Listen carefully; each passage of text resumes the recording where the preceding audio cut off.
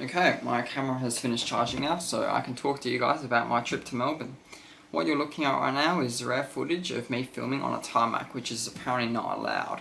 I got into trouble from the ground crew for doing that, so before you go filming airplanes on a tarmac, just be careful.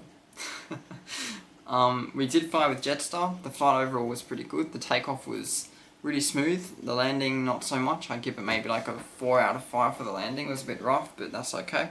It's Jetstar. The flight itself was extremely clean. It was very sunny. There's a shot of the airplane wing that I took of us flying above the fluffy clouds. I didn't really want to film anymore in the aircraft after I got into trouble. I was a bit scared of the Jetstar. Kind of scares me, and the flight attendants looked pretty intimidating, so I didn't really feel very good about filming throughout the aircraft. I usually just like to stay seated in my seat anyway, so maybe another time.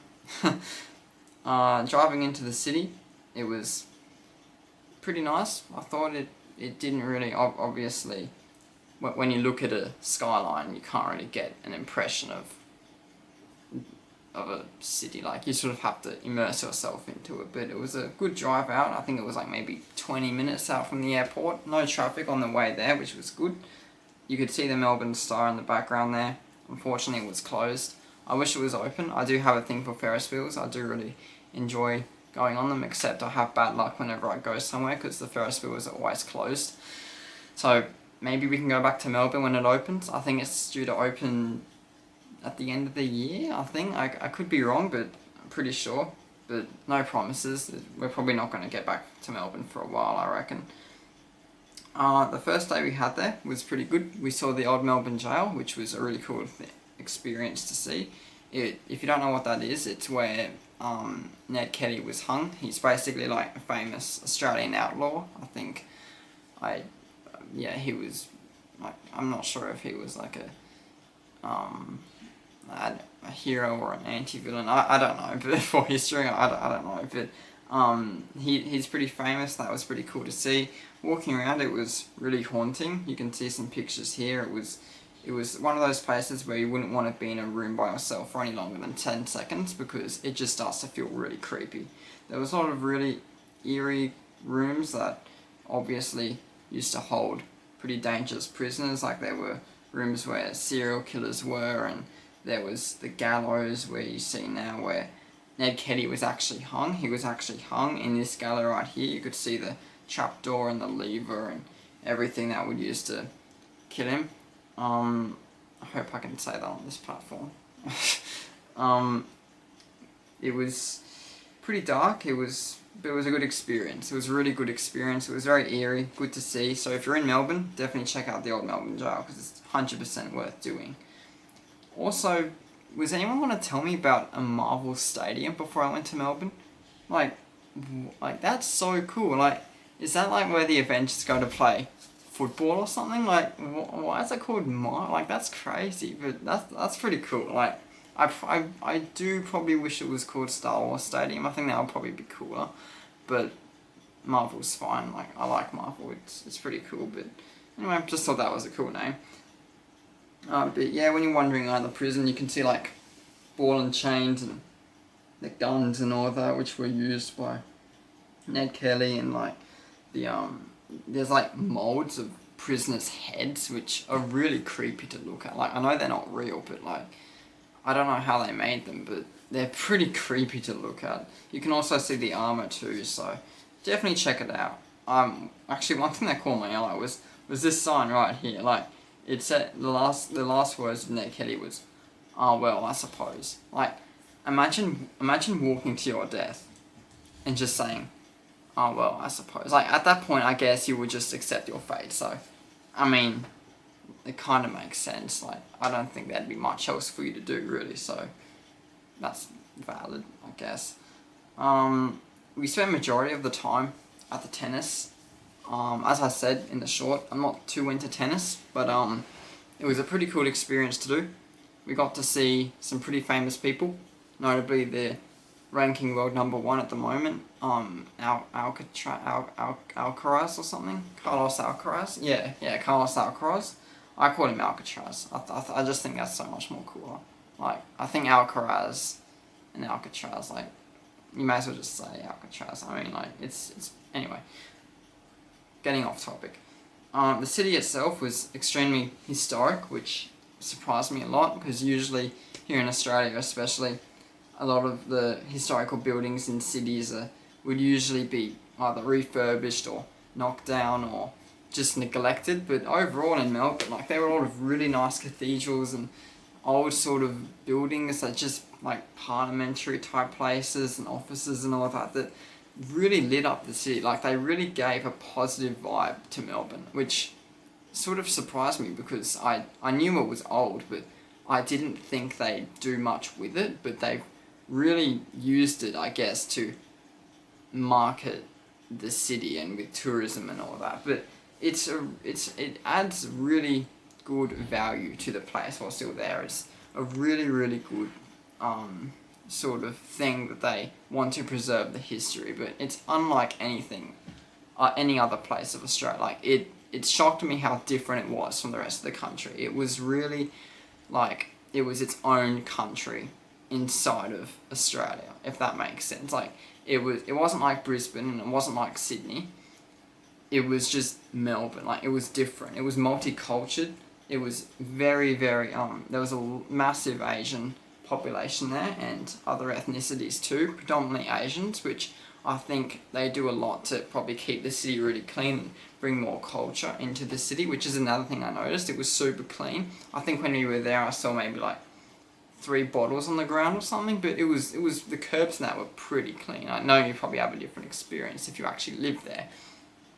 We sat in like this outdoorsy type space to watch the tennis, which I thought was really cool. It was, I can't remember what it was called, like QV Live or something. I don't really know what that is, but the people who live there, I'm sure they take advantage of that as much as possible. But that was pretty cool. It was surrounded by like Asian bakeries, and we bought sushi, and there was like more Asian shops, and I think there was like a yochi as well. If you don't know what yochi is, it's like a yogurt shop. I think it's a bit overrated, to be honest, but yeah, it's decent. It's pretty good.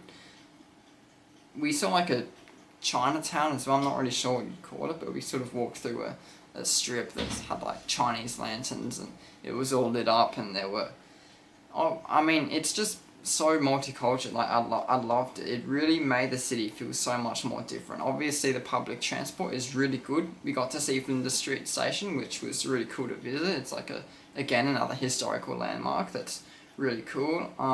That has obviously been preserved for a number of years. I don't know how long it's actually been standing. I'll have to look that up. Here's the number here if you're interested, like me. Obviously, yeah, the tennis was extremely busy. A lot of people passed through. We saw Rod Laver Arena. If you don't know what that is, if you don't know what I'm talking about, Melbourne holds an Australian Open every year, which is one of 4 Grand Slams. I think they have one in the US, London, France, and then Melbourne. So it was cool to see at least one of them. I probably wouldn't go back in a hurry. If you guys hassle me enough, maybe I might go back, but otherwise I'm just gonna chill and not worry about the tennis. We stayed in a place called Docklands, which was overall pretty quiet. It was a pretty nice place though. There was good views of the water, obviously the big wheels nearby, that's where Marvel Stadium is, and we had good access to the trams. On the day we weren't at the tennis, however, we did visit more of the city. We saw like the inner city and all that, with all the historical buildings of streets with just shops and food and sushi bars and Chinese places, Indian cuisine places that we also walked past. And we went to the South Bank as well, which I thought had a very different vibe from the rest of the city, but it was cool. Like, it was good to see. To be honest, it reminded me a bit more of Brisbane. I guess it's different in its own way, but it was cool to go to. Like, I didn't have a problem with it. Again, I probably would prefer to spend more time inside Melbourne itself than going to South Bank, but it was cool to visit. We got to see the aquarium, which was good. I think they have like, it's a sea life. I think there's 3 sea lives in Australia. I think Sydney, Sunshine Coast and Melbourne. I personally enjoy Sydney the most. I think Sydney has the biggest, most Marinely diverse selection of creatures. I don't know if that's a word, but I'm putting it in the dictionary. I should make like a dictionary with just words that I make up. But yeah, Melbourne was really cool. Watching the tennis was really cool. You can see all the ball kids slaving away here in this shot. I probably shouldn't call it that, but I mean, they don't get paid, but they do enjoy it. Like, I think honestly they deserve a medal though. Like, can you imagine for potentially 4 hours whilst the players are playing, just running around all game, just chasing that ball and running all around the court for like 2 to 4 hours. Like, that would be exhausting. Like, surely these guys have to get something out of it other than just being able to be on the court whilst a Grand Slam is happening. Like, surely they have to get like a medal or something. Like, but anyway, respect to them. Respect to the people who organise the tennis every year. It's a lot of work. I don't know how they do it, to be honest. Like, it's just such a big event. Obviously, it's broadcasted across the world. But yeah, shout out to Melbourne. I hope for those who have not been to Melbourne that you do get to go to Melbourne. It is a pretty cool place. It's very different from the rest of Australia. It definitely gave me a new viewpoint of my own country. I was starting to lose hope looking at places like Brisbane and Sydney. I don't particularly like them personally. No offense. But Melbourne itself, again, completely different world, completely different place, and I highly encourage anyone to visit it. Now that comes to mind, I think it was actually ranked as 2020 as one of 2025's most visited cities. I think it was like it was on the same list as like Seoul and New York and all that. So it was, yeah, but good to visit. I liked it. I highly encourage you guys to go. Otherwise, stay tuned. I'll be uploading much more this year. There's much more stories to come. The people who are subscribed now, the first 100 people who subscribe to my channel are the most important. So you guys make sure you stick around. And if my content gets boring, just let me know. I'm sorry if I talk too much. I'm still getting used to talking in front of a camera. But hopefully one day, when this channel grows, I'll be able to return the favour, maybe feature you guys in a video. As I said, you guys are the most important at the moment. You guys are the foundation of the subscribers to the beginning of this channel. So, you guys are the ones who help me the most. So, thank you, and see you next time.